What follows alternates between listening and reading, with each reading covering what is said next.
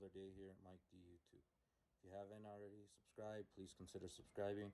If not, at least hit that like button. Today we're coming at you with a car review, a long-term car review on a 2006 Toyota Solara.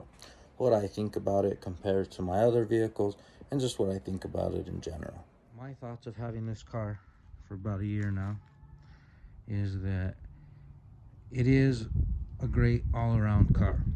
It's almost perfect in every way, except for it's the wrong wheel drive. I mean, you could arguably state that this was the last real sports car that Toyota ever made. It is two-wheel drive, seats 5.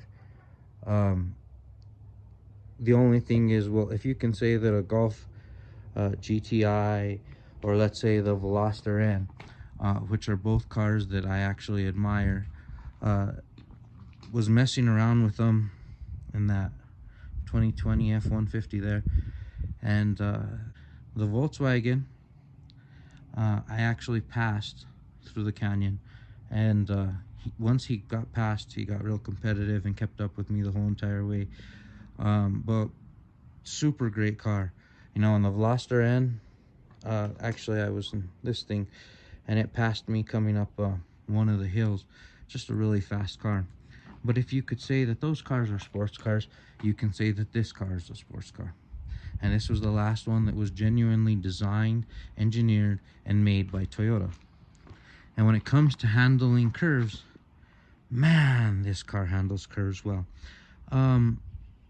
It's almost like a perfect balance between comfort and stiffness, because you can take turns probably that you would probably take, like, let's say in a Miata 10 miles an hour faster, but like 70 miles an hour. You could take this at 60 miles an hour, and this car just holds on for dear life. Very little body roll for being so big and heavy, and it has so much torque that it just pulls its way through. It doesn't have like a lot of high-end horsepower like at the end, like, you know, like a VTEC or something like that. It's kind of solid the whole way through, but still really solid, well built, you know, Japanese made. Even though it was assembled in Kentucky, it was designed and everything in Japan, and it's just an amazing car. I really do love this car, but after owning it for about a year, the only thing I can say is it's gotten a little boring. I would love to see if I could afford to get me one of the new Toyota GR86. Rear wheel drive, has about the same amount of horsepower as this, less torque, but like 600 pounds less weight. So I'm thinking about that. I'm thinking about selling this or whatever, but it doesn't burn any oil. It doesn't wear tires funny. Hasn't needed anything other than oil changes, air filters, wiper fluid, and that's it. It's been honestly one of the most amazingly reliable cars that I ever had.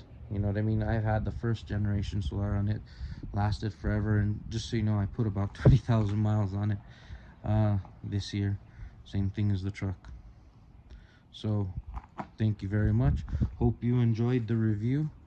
If you like more car reviews, please give it a thumbs up.